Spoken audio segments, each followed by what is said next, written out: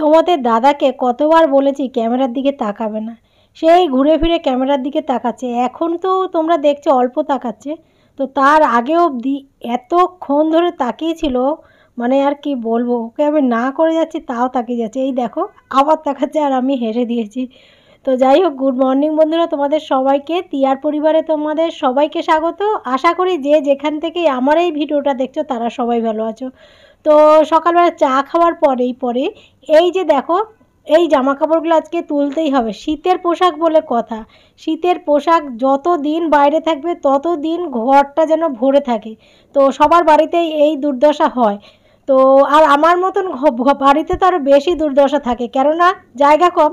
জায়গা কমের মধ্যে যদি এরকম শীতের পোশাকগুলো দড়ির মধ্যে ঝুলে থাকে তাহলে কেমন লাগে। আর তার মধ্যে আমার বারান্দাটা ভীষণ ভীষণ সরু, তো ওইটুকের মধ্যে শীতের পোশাকগুলো রয়েছে আর মোটা হয়ে রয়েছে জায়গাটা। তো আজকে যেই করে হোক আজকে কাচতেই হবে, কেননা আজকে অবধি আমার ছুটি। কালকে ছিল দোল আর আজকে কিন্তু হোলি। তো হোলি হোক যাই হোক, আজকে তো আর আমাদের এখানে রং খেলা হবে না। তো কালকে দোল, তাই আমাদের খেলা হয়েছিল। আর আমাদের এখানে ওই দোলের দিনই খেলা হয়, হোলির দিন খেলা হয় না। তো আজকে এগুলো কাচছি, কারণ আজকে পার্লার ছুটি আছে। আর জানো তো বন্ধুরা, যেদিনকে কাচাকাচি করি সেদিনকে কাচাকাচি করে পার্লারে আর যেতে ইচ্ছে করে না। তো ওই জন্য ভাবলাম যে তাহলে আজকে ছুটি আছে, আজকে কেচেই নিই। তো কেচে ওই বিশ্রাম করতে পারবো। আর এই যে সোয়েটারগুলো মেন মেন আমারই রয়েছে বেশি। তোমাদের দাদার একটা চাদর একটা জ্যাকেট, ছেলেরটা তোলা হয়ে গেছে। আর আমার দুটো সোয়েটার, একটা চাদর, এটা তোমাদের দাদার চাদর, আগের চাদরটা আমার ছিল। আর এই হচ্ছে নাইটি। তো দুটো সোয়েটার, একটা চাদর আর এই নাইটি, এই কটাই কাচবো। আর কেচে তারপরে আজকে শান্তি পাবো। তো আর বাকি রয়েছে কম্বল দুটো, পাতলা পাতলা যে কম্বল দুটো, ওই কম্বল দুটো। তো অনেক কাজের মধ্যে এই কাজগুলো করা হয়ে যায়, কিন্তু ভয় লাগে, শীতের পোশাক দেখলেই ভয় লাগে, ওই জন্য কাচা হচ্ছিল না। তো কম্বল দুটো আস্তে আস্তে করে কাচবো। কম্বল দুটো কী বলো তো, এখনও রেখে দিয়েছি, ওগুলো পাতলা তো অসুবিধা হচ্ছে না। তো ওগুলো যখন একটু বর্ষা টর্ষা পড়ছে একটুখানি গায়ের মধ্যে জড়িয়ে রাখলেই মানে গাটা গরম হয়ে যাচ্ছে, ওই জন্য থাক কদিন পরে তুলবো। আর আজকে যা রান্না করব তার জন্য চিংড়ি মাছটা লাগবে, ওই জন্য ফ্রিজে চিংড়ি মাছ ছিল, সেইটা নামিয়ে নিয়ে আসলাম। তো দোলের দিন তোমাদের দাদা 500 চিংড়ি নিয়ে এসেছিলো, 500 চিংড়ির মধ্যে ওইটুক বেঁচেছে, ওটা দিয়ে দুটো রেসিপি কিন্তু করব। আর এই যে মালপোয়াটা, সেই দিনকে রবিবার দিন তোমাদের দাদা টিফিন নিয়ে এসেছিলো, সেই টিফিনের ছেলে এই মালপোয়াটা খায়নি, সেই মালপোয়াটা রয়েছে। আর এটা হচ্ছে দোলের দিন টিফিন নিয়ে এসেছিলো, তো খাওয়া হয়নি, একটা পরোটা খেয়েছিলাম, তোমাদের দাদা খেয়েছিল খালি, আর ছেলে তো খায়নি। তো যাই হোক, এখানে 6টা পরোটা আছে আর তরকারি রয়েছে। আর এই মালপোয়াটা ছেলে তো খাবে না, তো তোমাদের দাদা আর আমি খেয়ে নেব। আর এইখানে তোমাদের দাদা কিন্তু ওই যে কচুরলতি রান্না করবো, চিংড়ি দিয়ে রেসিপি বললাম না, আগেই বলে দিলাম। যাই হোক, বলেই দিলাম যখন বলি। তো কচুরলতি তো সেই দিনকে পুরোটা রান্না করিনি, অর্ধেকটা রান্না করা হয়েছিল, তো সেই অর্ধেকটা রয়েছে। তো সেই কচুরলতিটার দুই একটা লতি রয়েছে ছাড়ানো হয়নি, সেই লতিগুলো তোমাদের দাদা ছাড়াচ্ছে। আর এই যে দেখো, রবিবার দিনকে, রবিবার না, দোলের দিন যে তরকারিটা, পরোটা তরকারি এনেছিল, তরকারিটা নষ্ট হয়ে গেছে। তো একদমই আমার ফেলতে ইচ্ছে করে না, এত কষ্ট লাগে না। আর এই সব জিনিস যে মানে কিনে খাচ্ছি ঠিক কথা, কতটা কষ্ট করে যে কিনে খাওয়া হচ্ছে সেটা তো যারা কিনে বা যারা খরচা করে তারাই জানে। তো একদমই বেশি গন্ধ হয়ে গেছে বলে ওটা ফেলতেই লাগলো। নয়তো তোমরা অনেক সময় দেখেছো যে আমি সবজিটা পর্যন্ত পচে যায়, তার থেকে যতটা বাদ দেওয়া যায় বাদ দিই, নয়তো আমি নিয়েই নিই, আমি ফেলি না। তো এই যে তরকারিটা ফেললাম, তাই আমি বলছি খুবই খারাপ লাগছে তরকারিটা। ওই যে দোল খেলতে গিয়েছিলাম, তো তরকারিটা তো অনেক বেলা অবধি বাইরেই ছিল, ভেবেছিলাম ছেলে স্নান টান করে এসে খাবে, খায়নি, তো ওই জন্যই নষ্ট হয়ে গেছে। আর এই যে তোমাদের দাদাকে দিলাম ওটা, ওই যে অর্ধেক মালপোয়া আর তরকারি আর দুটো পরোটা, আর আমি আর ছেলে এই যে এখানে খাচ্ছি। তো ছেলে তাও নকশা করে যাচ্ছে, খাবে না খাবে না করছে। আমি কিন্তু একটু চোখ রাঙিয়েছি, তোমরা খেয়াল করে দেখেছো কি না জানি না, চোখ রাঙিয়েছি আমি চুপচাপ করে খাবি, সেই দিনকের খাবার রয়েছে, নষ্ট যেন না হয়। আর খাবার জিনিসটা নষ্ট করতে ইচ্ছে করে, তো বাধ্য হয়ে আজকে তরকারিটা কিন্তু ফেললাম। তো যাই হোক বন্ধুরা, আজকে রান্না করব কি বলো তো, আজকে কচুলতিটা রান্না করব আর নারকোল ভাতে করব। তো নারকোল ভাতে তো টাইম লাগবে না, ওটা হচ্ছে তোমাদের দাদা বলেছে ওটা ওই যে নারকোল টালকোল দিয়ে চিংড়ি দিয়ে ঘটির মধ্যে রেখে দেবে, যখন ভাত করব তখন আমি বসিয়ে দেবো। আর চিংড়িটা বসানো রয়েছে, তো চিংড়ি দিয়ে কচুলতি যে সামান্য চিংড়ি দেবো ওর মধ্যে, ওটা বসিয়ে আমি এই টুকিটাকি কাজ করছি। আর কাচতে যাব তো, তো রান্নাবান্না সেরকম চাপও নেই, ওই যে বসিয়ে রেখে কাজ করা যায় সেই জন্য বসিয়ে রেখে কাজ করছি। আর এরপরে ঘর মুছবো, ঘর-টর মুছে কেচে তারপরে ঘরে আসবো, এসে ভাত বসাবো। ভাতের মধ্যে ওই যে ডাল ঘটিতে যে নারকোল ভাতে করবো, সেইটা তোমরা যখন খাবো তখন দেখতে পাবে। আজকে আর রেসিপি দেখানোর টাইম নেই, তো রেসিপি দেখালাম না। তো চলো এখন কাচাকাচি করে নিই।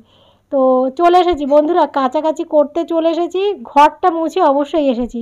তো এই যে আগে একটুখানি বাথরুমটা ধুয়ে নিয়েছি। আর জানো তো এই ভারী ভারী জিনিস তোমাদের দাদা গত বছর শীতের সময় কম্বল টম্বল কেচে দিয়েছিল, তো এই বছরও বলেছিল যে কম্বলগুলো কাচবো। তো কবে কাচবে জানি না, কিন্তু আজকে একটু ভেবেছিলাম যে কম্বলগুলো নিই, যে কেননা রান্না তো 2 ভাগের রান্না। তো আবার ভাবলাম কি না, দরকার নেই, একসাথে কাচতে গেলে আমি মরবো, কেননা আমার স্পন্ডিলাইটিস আছে, তো মরবো, ওই জন্য আর দরকার নেই, কাচলাম না। শুধু এই সোয়েটারগুলো নিলাম। আর সোয়েটারটা কিন্তু আমি একবার কাচা হয়ে গেছে, কিন্তু এটা একবার কাচার পরে যখন শীতটা চলে গিয়েছিল ভেবেছিলাম শীত চলে গেছে আর পরা লাগবে না। তারপর 2-3 দিন আবার শীত পড়েছে হঠাৎ করে, ওই যে তোমরাও হয়তো জানো সেই সময় হঠাৎ করে আবার শীত পড়েছি। আর এই হাতাগুলোর মধ্যে একটু আমার কোনোই ওই যে পার্লারে চেয়ারে হেলান দিয়ে বসে, তো চেয়ারের যে কাপড়টা আছে ওই যে কভারের কাপড়টা সেইটার হেলান দিই বলে কোনোইগুলোতে কালচে কালচে ছাপ পড়ে গেছে। তো একটুখানি হালকা করে সোয়েটার জিনিসটা তো ব্রাশ না দেওয়াই ভালো ছিল, কিন্তু তবুও আমার কাছে মনে হলো একটু ব্রাশ দিলে ভালো হয়। তো ওই জন্য একটুখানি ব্রাশ দিলাম, হালকা করে ব্রাশ ঘষেছি, ঘষে আমি নোংরাটা তুললাম, তো তাও আটকে রয়েছে। তো এই যে আগে মিলে তারপরে আমি স্নান করতে যাব। এই মোটা জিনিসগুলো এই রোদ্দুর থাকতে থাকতে মিলে দেওয়াই ভালো। কয়েকদিন ধরে রোদ্দুর ভালোই দিয়েছে, তো এরপরে কি জানি কবে বৃষ্টি নামবে জানি না, সময় থাকতে থাকতে কেচে নিলাম। আর এই যে রোদ্দুরটা আজকে তো যা করা রোদ্দুর, তো আজকে অর্ধেক মনে হয় শুকিয়ে যাবে, আবার কালকে একটুখানি দেবো হয়ে যাবে, যদি কালকে বৃষ্টি না হয়। আর এখন এই সময় কেচে নেওয়া ভালো, আর এই গরম পোশাকগুলো এই টাইমে কেচে নিলে কি শুকিয়েও যাবে। সময় থাকতে থাকতে সময়ের কদর দেওয়া ভালো, তো এখন এই সময় কেচে নিলাম। তো এরপরে বর্ষাকাল না, কিন্তু এই সিজনে কিন্তু একটু বৃষ্টি বৃষ্টি পড়ে।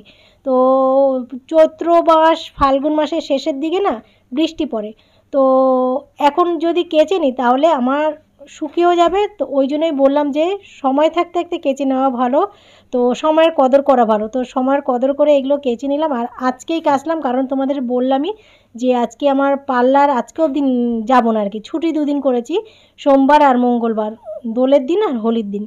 তো কালকে আবার পার্লারে যাব, কালকে আর হবে না, এই জন্য আজকেই কেচে নিলাম। তো এইগুলো কেচে আজকে একটুখানি বাথরুমটা পরিষ্কার করব। আর কালকে তো আমি দোল খেলেছিলাম, কালকে কিন্তু আর মাথা ঘষিনি, কালকে তো দোল খেলে কোনো রকম স্নান করেই রান্নাঘরে ঢুকে পড়েছিলাম। তো ওই যে মটন নিয়ে এসেছিলো, ম্যারিনেট করে রেখে দিয়েছিলাম, কিন্তু মাথা ঘষিনি, স্নান করেছিলাম। তো আজকে মাথাটাও ঘষতে হবে, খুব চুল করছে মাথাটা। তো এমনি তো রং খেলা হয়নি, আবির খেলা হচ্ছে, আবিরে চুল করছে, তো আবিরটা তো তুলতেই হবে। আর রুমালটা দেখেছো বন্ধুরা, রুমালটা আমার সোয়েটারের পকেটে ছিল, সর্দি হয়েছিল সেই শীতের সময়। তো শীতের সময় সর্দি হয়েছিল বলে রুমালটা নাক মোছার জন্য নিয়েছিলাম, তো নাকের রুমাল ওই পকেটেই সেই কবের থেকে রয়েছে, 2 মাস ধরে না হলো। তো আমি নিজেও জানি না, আজকে কাচতে গিয়ে যখন ভিজাচ্ছি তখন দেখলাম রুমালটা, তখন ভিজিয়ে দিয়েছি। তো এই যে বাথরুমটা এখন পরিষ্কার করে নিচ্ছি। আর বাথরুম আজকে পায়খানা পরিষ্কার করবো না, শুধু বাথরুমটাই পরিষ্কার করব, কেননা এই দুটো যদি একসাথে পরিষ্কার করি অনেক টাইম লেগে যাবে। তো স্কচ ব্রাইট আছে আমার, বাথরুম পরিষ্কার করার স্কচ ব্রাইট আছে, সেই স্কচ ব্রাইট দিয়ে আমি ঘষে নিই। তো তোমাদের কোনো দিন আমি বাথরুম পরিষ্কার করা দেখাইনি, আজকে একটু মনে হলো যে এক সাইডটা যখন করব, এই সাইডটা হয়ে গেছে, তো তোমাদের একটুখানি শেয়ার করব। করতে আমাদের সবই লাগে, আমরা হাউসওয়াইফ, আমাদের কোনোটাই বাদ যায় না, কিছুটা দেখানো হয় কিছুটা দেখানো হয় না। তো এই দেখো রেসিপি, এটা হচ্ছে চিংড়ি দিয়ে কচুরলতি, আর খুব সামান্য চিংড়ি দেওয়া হয়েছে, নারকোল দেওয়া হয়েছে, এই দিয়ে কচুরলতি। আর এটা হলো চিংড়ি ভাতে নারকোল দিয়ে। তো জানো তো তোমাদের দাদাকে আজকে না করেছিলাম যে আজকে কোনো নারকোলের রেসিপি খেও না, তো ওই যে নারকোলের রেসিপি খুব পছন্দ করে তোমাদের দাদা, আমার ছেলে। তো আমার শ্বশুর পছন্দ করতেন, আমার শাশুড়ি পছন্দ করতেন না। তো ওই যে আমি একটা চিংড়ি খেয়ে নিলাম।